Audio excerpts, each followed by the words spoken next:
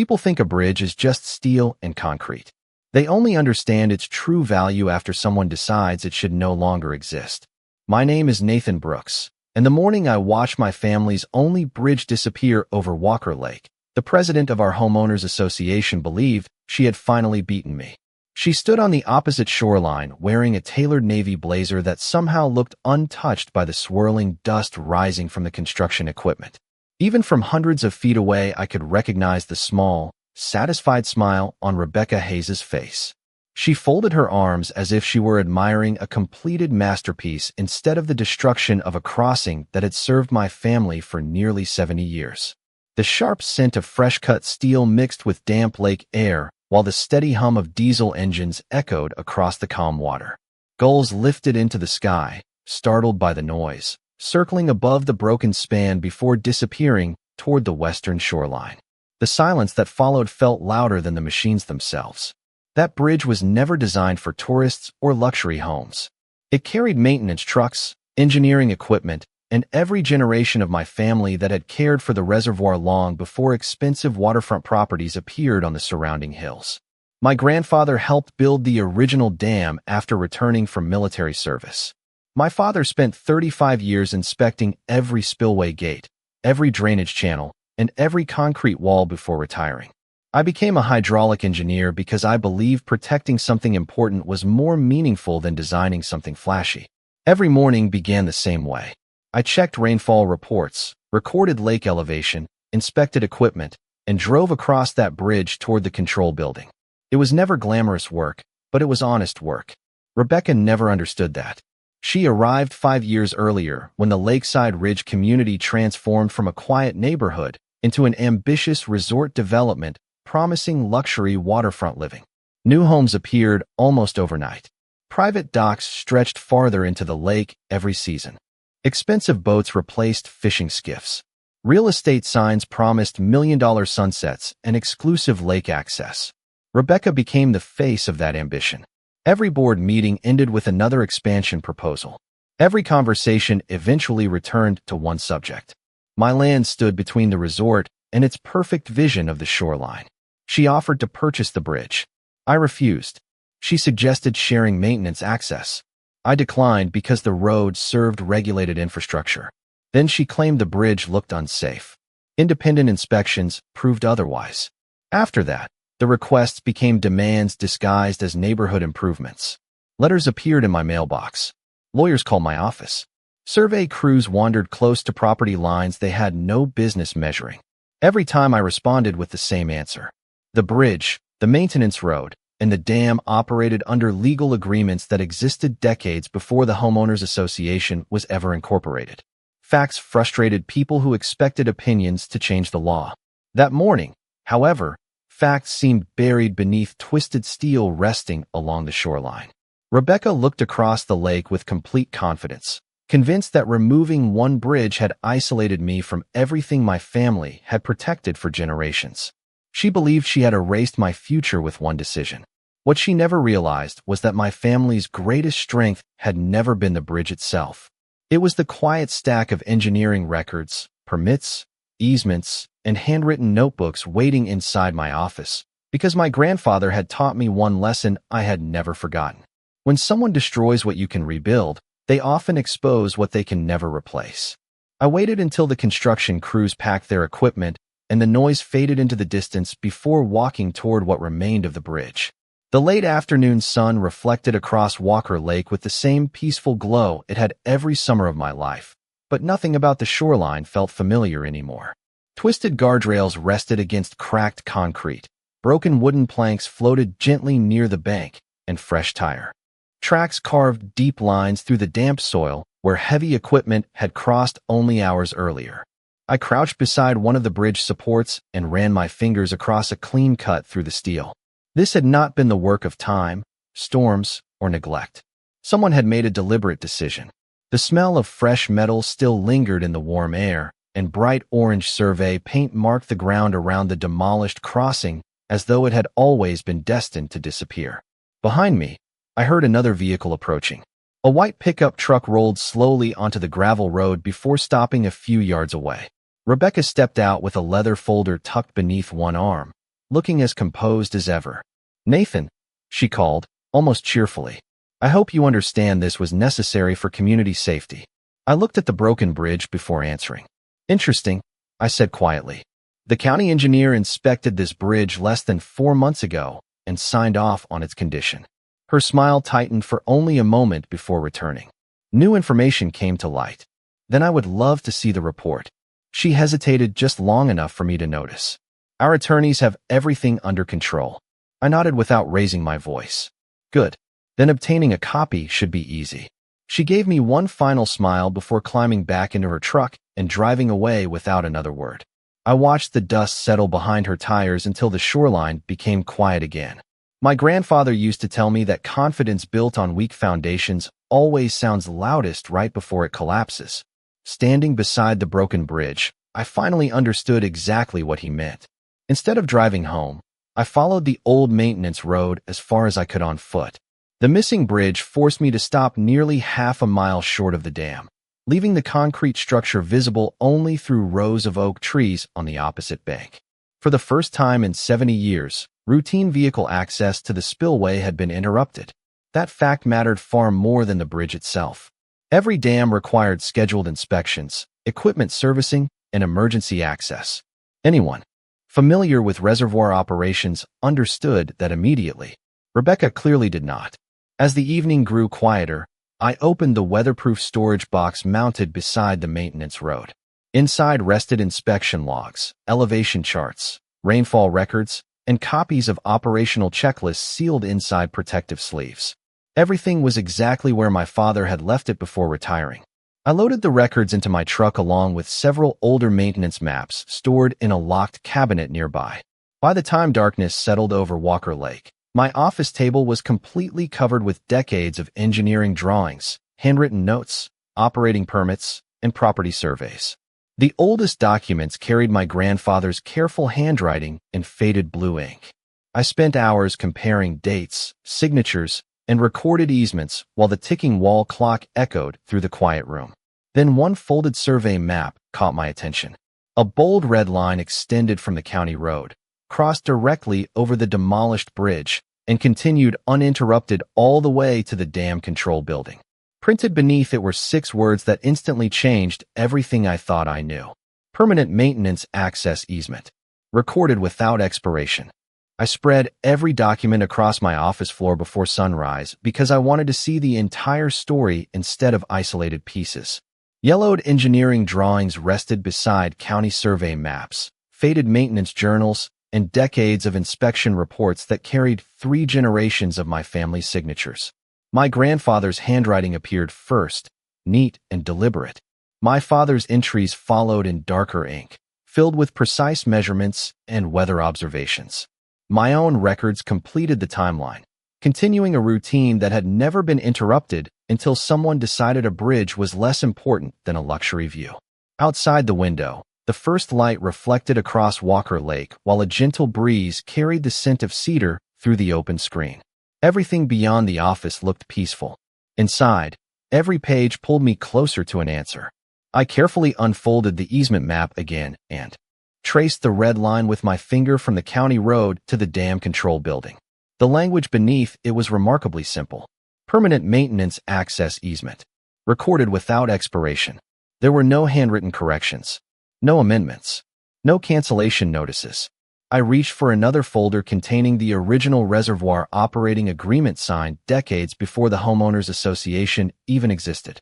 Attached behind it sat copies of every recorded renewal confirming that the dam remained active infrastructure subject to scheduled inspections and maintenance. The bridge was never described as a neighborhood convenience. It was identified as the primary maintenance crossing supporting legal access to regulated water control equipment. That single sentence changed the entire picture. Rebecca had spent years insisting the bridge was simply another old structure standing in the way of progress. Official records described something very different. I continued searching until I found a thick engineering binder prepared during a structural review nearly 15 years earlier.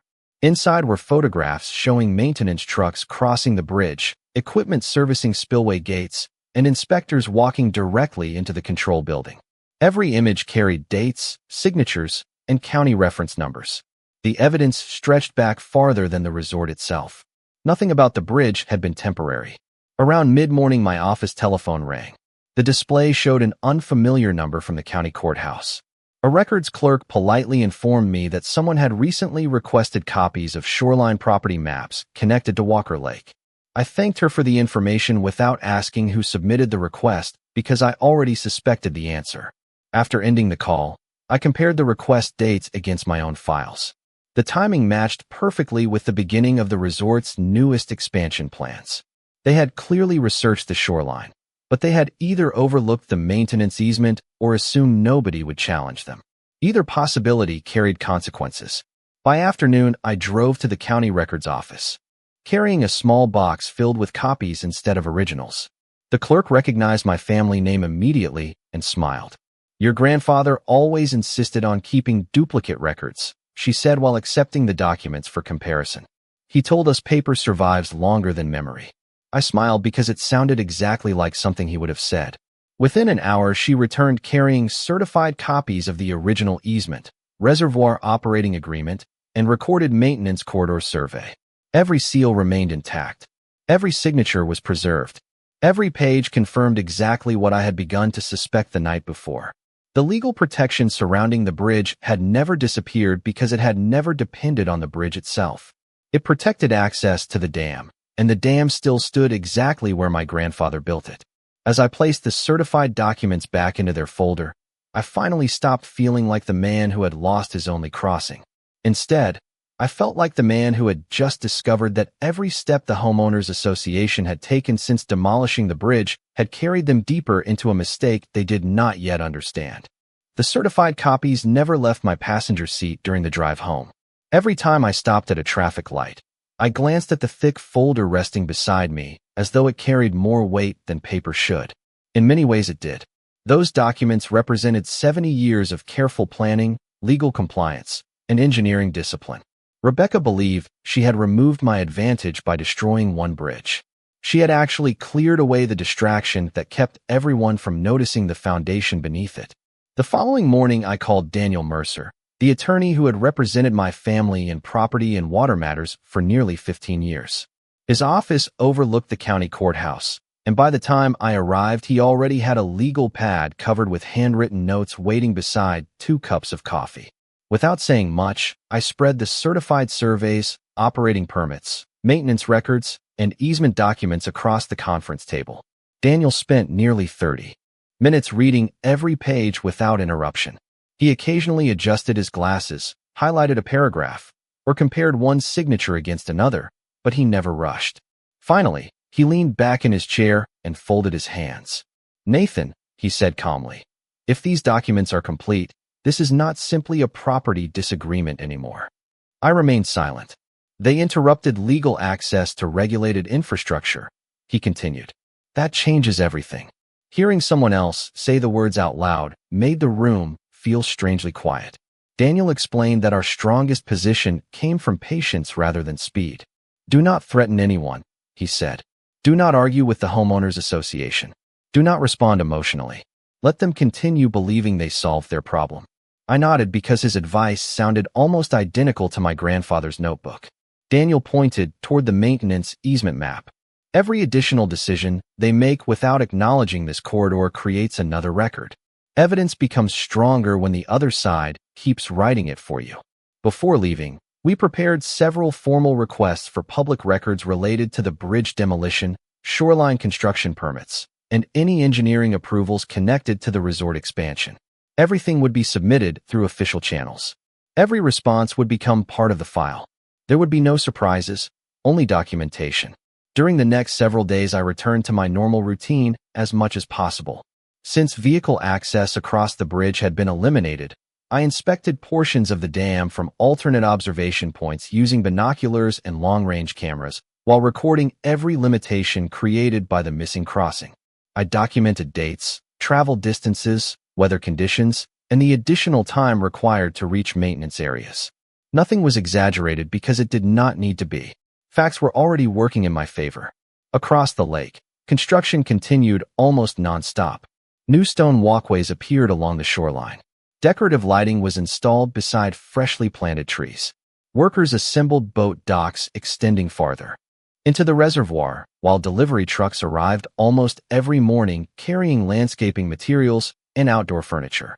Rebecca frequently appeared on the property, confidently directing contractors and greeting future homeowners as though every phase of the project was unfolding exactly according to plan. Once she even noticed me standing near the shoreline with my camera. Instead of looking concerned, she offered a polite wave before turning back toward the resort. I simply raised my hand in return and continued documenting everything around me. Late one afternoon, another envelope arrived from the county records office. Inside was the first official response to Daniel's requests. The county confirmed that no demolition permit had been issued for a regulated maintenance bridge associated with Walker Lake. I read the sentence 3 times before placing the letter beside my grandfather's notebook.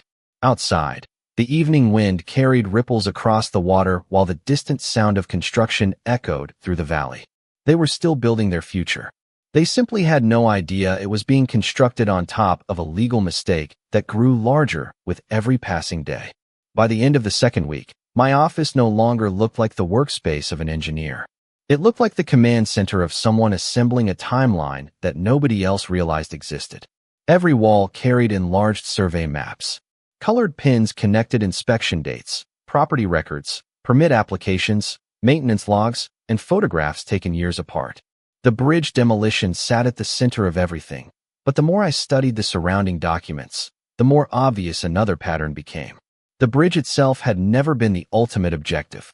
It had simply been the obstacle standing between the resort and complete control of the shoreline. Daniel stopped by one afternoon carrying another folder collected through our public records requests.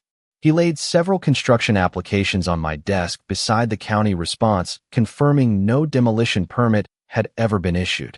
"There is something else," he said quietly. "Look at the dates." I compared the paperwork line by line. Preliminary drawings for the expanded marina had been submitted months before the bridge disappeared. Landscaping contracts had been signed weeks before Rebecca publicly claimed the bridge was unsafe. Marketing brochures advertising premium waterfront access had already been printed before any engineering concerns had ever been mentioned during homeowners association meetings. The sequence mattered. Safety had not started the project. The project had invented a safety argument. Daniel smiled slightly when he noticed my expression. "Now you understand why we waited." I nodded. Every new document fit into place like another piece of a puzzle my grandfather had unknowingly started decades earlier. We still did not contact Rebecca. We still did not threaten legal action. Instead, Daniel filed additional requests with the State Water Resources Department, the County Engineering Office, and the Environmental Compliance Division responsible for reservoir infrastructure. Every request was professional, specific, and supported by certified records. We were not building accusations. We were simply asking government agencies to verify their own files. While those requests moved through official channels, life around Walker Lake continued almost as if nothing had happened. Resort advertisements appeared online featuring glossy photographs of sparkling water, elegant docks, and promises of exclusive lakefront living.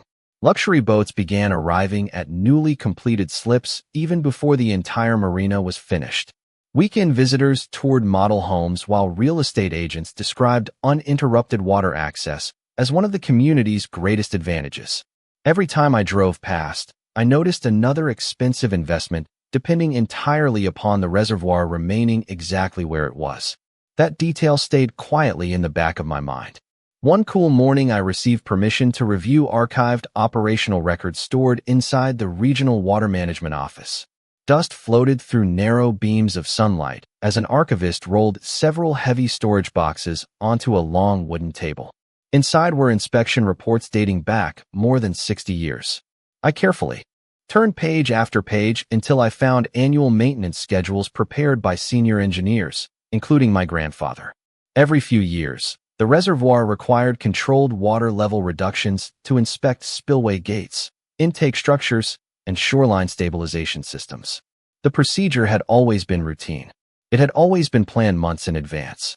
Most importantly, it had always been authorized under the same operating agreement still governing Walker Lake today.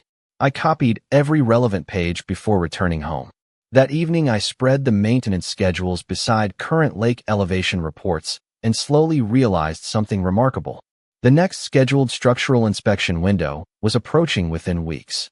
For generations, it had simply been another ordinary engineering procedure.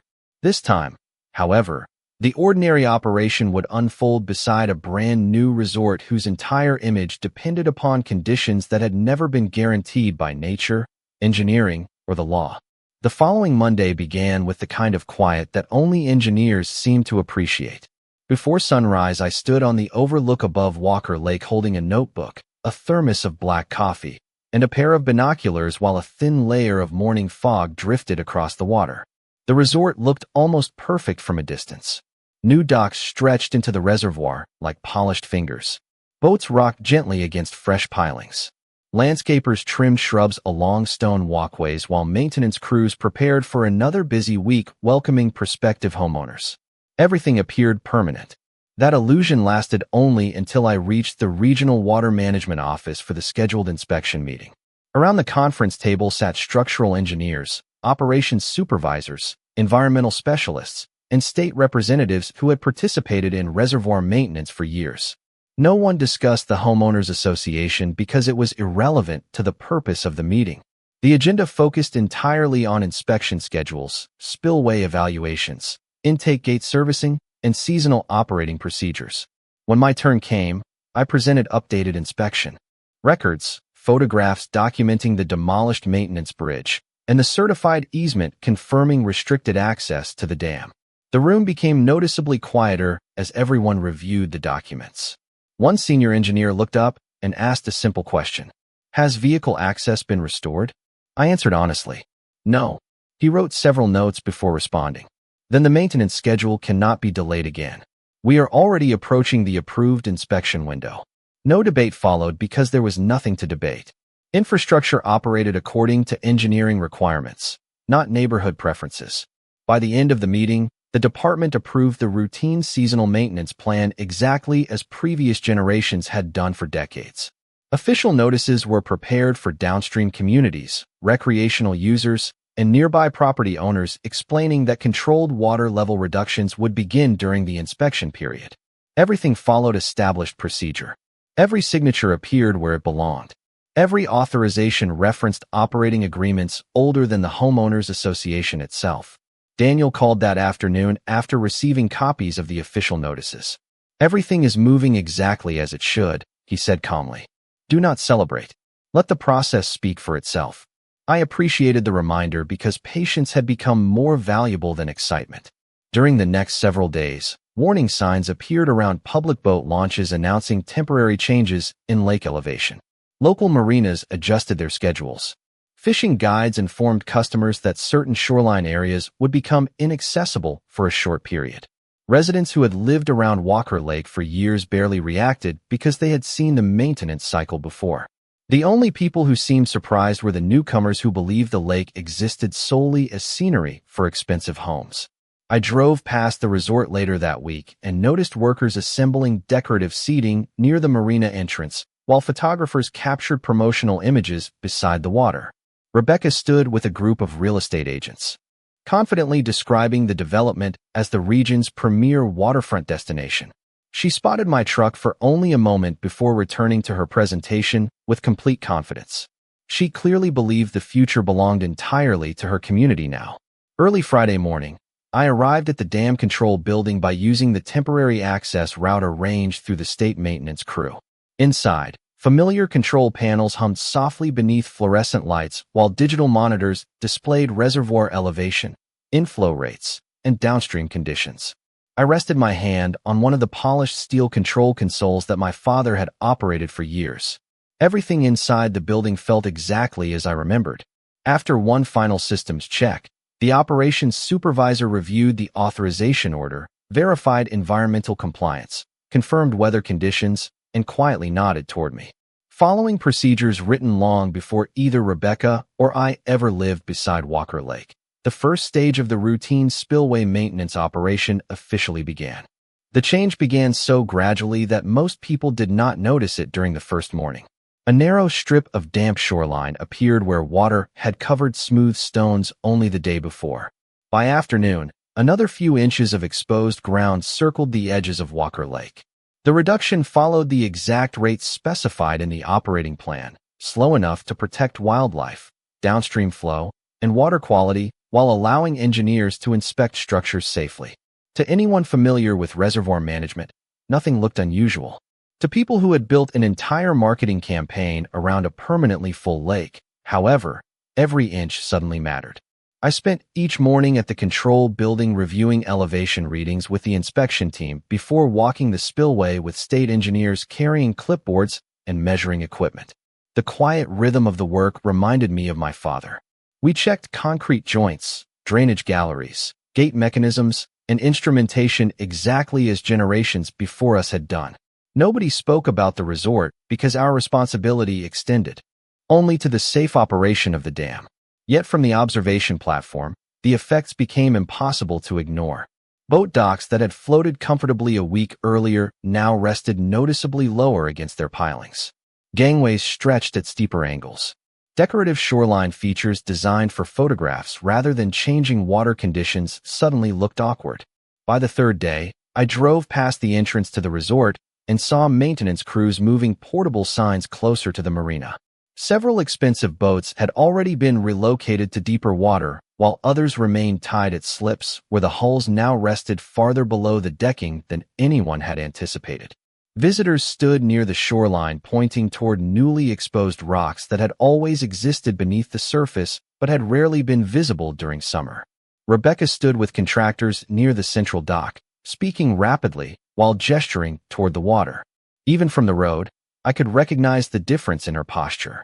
The confidence she carried so effortlessly only days earlier had been replaced by restless urgency. Later that afternoon, Daniel called with another update. State inspectors reviewing our access documentation had requested a field meeting regarding the demolished maintenance bridge and surrounding easement. They want to see everything in person, he said. They are asking the questions now, not us. That was exactly what we had hoped for. We met the inspectors the following morning beside the remains of the bridge. I provided maintenance logs, historical photographs, certified surveys, and inspection records showing decades of uninterrupted use. One inspector slowly walked the length of the demolished crossing before comparing the physical location with the recorded easement map. Another photographed fresh construction activity extending toward the protected maintenance corridor. Neither offered opinions. They simply documented what they observed. As we finished the inspection, one official quietly asked whether alternate access had increased maintenance time during the current inspection cycle. I handed him my logbook documenting every additional mile traveled, every delayed equipment movement, and every operational adjustment required since the bridge disappeared. He thanked me without further comment and added the records to his file. Across the lake, the shoreline continued its slow transformation exactly as the approved maintenance schedule predicted. More exposed ground appeared each day. Newly installed decorative retaining walls no longer met the water's edge. Portions of the expanded marina looked strangely oversized against the retreating lake. The resort had not been damaged. It had simply been confronted by ordinary reservoir operations that should have been considered long before construction ever began. Standing beside the spillway that evening, listening to water moving steadily through the control gates, I realized the greatest irony of the entire situation. Rebecca believed she had defeated an engineer by removing a bridge, but every quiet adjustment now unfolding across Walker Lake was being guided by engineering plans written decades before she ever imagined building a resort on its shoreline. By the beginning of the second inspection week, the conversation around Walker Lake had changed completely. People no longer asked why the water level was lower. They asked how no one had anticipated it. Local residents shrugged because they had watched the same maintenance cycle repeat for decades. Older fishermen laughed quietly while launching their boats from ramps that had always been adjusted for seasonal changes. County employees treated the lowered reservoir like another ordinary year. Only the resort looked surprised, and surprise quickly turned into concern. I arrived at the temporary maintenance access road just after sunrise when a convoy of county vehicles rolled toward the dam. Inspectors from the Engineering Office, Environmental Compliance Division, and Water Resources Department stepped out carrying cameras, measuring wheels, and thick binders filled with documents. Daniel joined me a few minutes later, offering only a brief nod before everyone began walking the recorded maintenance corridor. Nobody raised their voice. Nobody accused anyone of wrongdoing. They simply compared maps to reality, one careful measurement at a time. The first inspector stopped beside freshly installed stone landscaping that extended into the documented easement. Another photographed decorative fencing positioned inside the protected access corridor. A survey crew confirmed property markers that matched the original county records almost exactly. Every measurement reinforced what the certified documents had already shown. The maintenance corridor had existed long before the resort, yet permanent improvements had gradually expanded into an area reserved for infrastructure access. Rebecca arrived shortly afterward, accompanied by 2 attorneys and several board members. She approached with the same polished confidence I remembered from the day the bridge disappeared, but this time the inspectors controlled the conversation. One official calmly explained that the field review concerned recorded easements, regulated infrastructure access, and construction activities affecting public maintenance obligations. Rebecca insisted the homeowners association had relied upon private consultants and believed every improvement complied with local requirements.